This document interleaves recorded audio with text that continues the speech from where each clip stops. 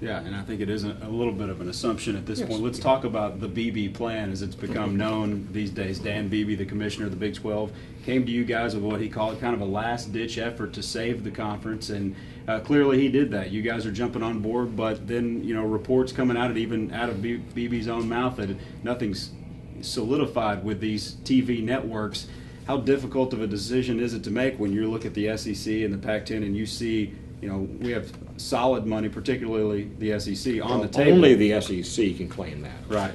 The Pac-10, again, has a negotiation to go through for new TV and cable contracts next year. I think they'll be very successful in that process. They've also, as you probably know, have been widely talking about the fact they want to follow the Big Ten model in terms of their own network. The fact that the Big Ten model is out there means it can work. We know how it can work. Whether it works in their geography is not maybe clear. And so you're making an assumption that in the Pac-10's case, they can negotiate their new TV cable deals. I think that's very reasonable. We have good data on that already in place with deals made in the last couple of years. Because I think the geography and demographics of the Pac-10 are different than the Big Ten, making the assumption they'll have exactly the same degree of success with their network is a little bit of a challenge. Mm-hmm. Very likely they can, but it's going to be a little bit different out there.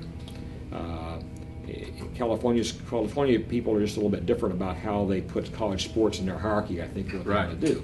That's just my assumption, okay, about this not being an expert in that particular area.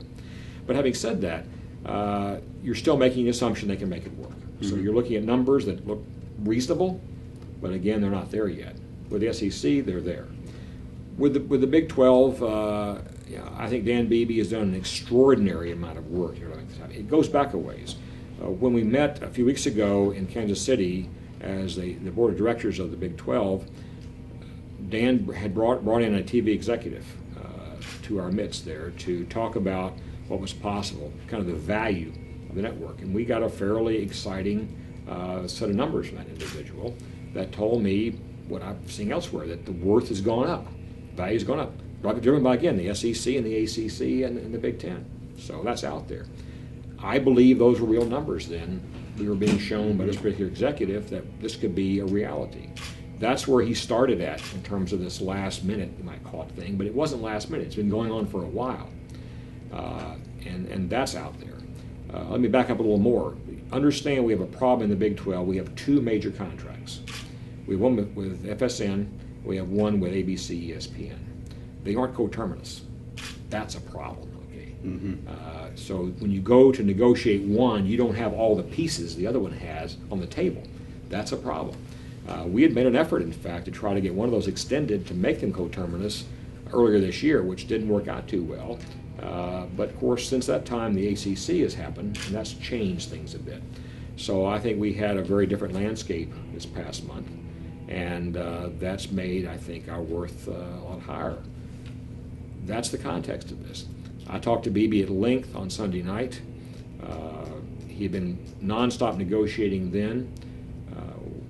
We had him talk to us Monday afternoon by telephone again, and we heard some fairly good things.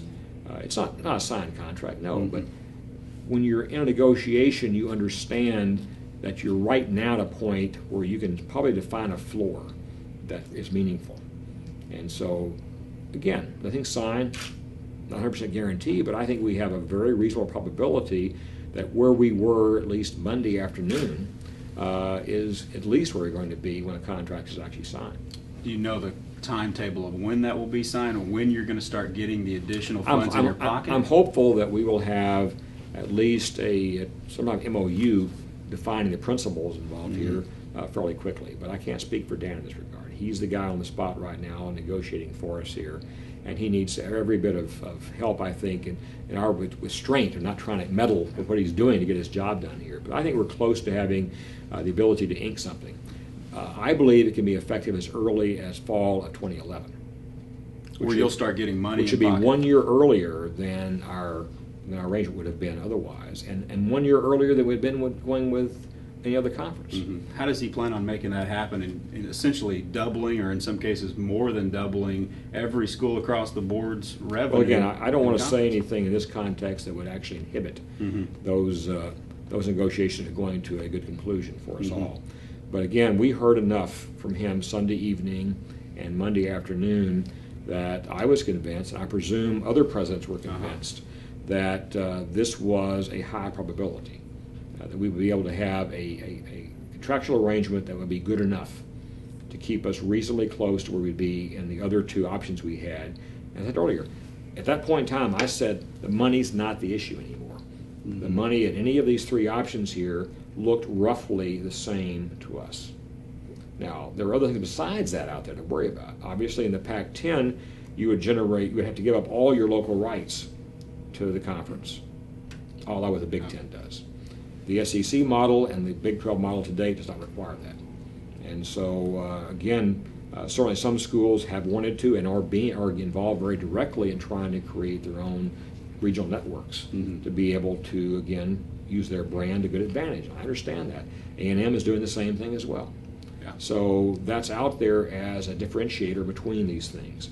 And that's what I'm saying. If you look at the whole thing, the fact you're going to have this much money coming from your conference versus how much you could generate locally with your own rights, that combination has to be your judgment factor right there.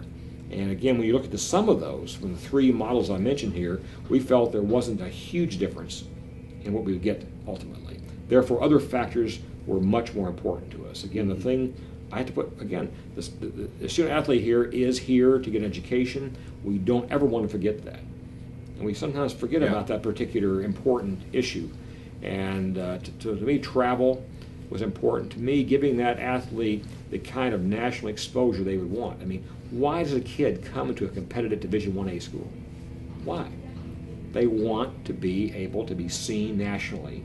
They want to be recruited by the NFL or the NBA or whatever, right? That's what it's all about in their mind. But I want to get a degree. So you balance these two things. But I think, so the travel issue comes into play as far as how you treat the athlete.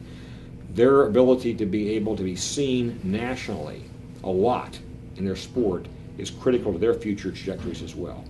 Those are two factors that I relate to the athlete directly that I put right close to the top of the list here.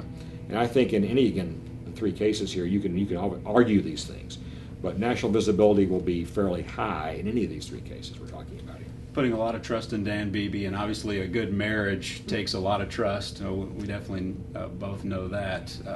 If just speaking financially, if it's not there in 2011 and it drags into 2012, 2013, what are the ramifications? Would you possibly be prepared to walk out, or are you still in good standing with the SEC and these other conferences after making the decision you made on Monday? I have every faith that Dan can actually make this happen right now. Again, he's worked tirelessly to try to go through the issues here with our partners. But think about the landscape right now. Lots is happening this year nationally in terms of TV networks and cable networks. There's risk to the TV side of being left out. Now, if NBC Comcast merge as we expect them to do by the end of the year, that changes the landscape. They don't really have a major conference right now, okay? So that begins to emerge as a major factor in thinking of existing contractual relationships. There is high pressure on a TV executive, I think, to lock in a conference if they can, which has a lot going for it, if they can do so right now as opposed to waiting until the end of the year when you have another whole world out there driven by a hungry, perhaps, new media giant who wants to have their own conference or two. Now, that to me is a huge factor right now. So that drove the train a bit here in terms of the urgency of these companies coming to us and saying, we can do something for you right now. And so I really believe we have the ability to close a deal that will actually, 1 year earlier than otherwise would have happened, would be able to get us where we need to be in terms of parity with schools of our nature. And that was the important thing for us here.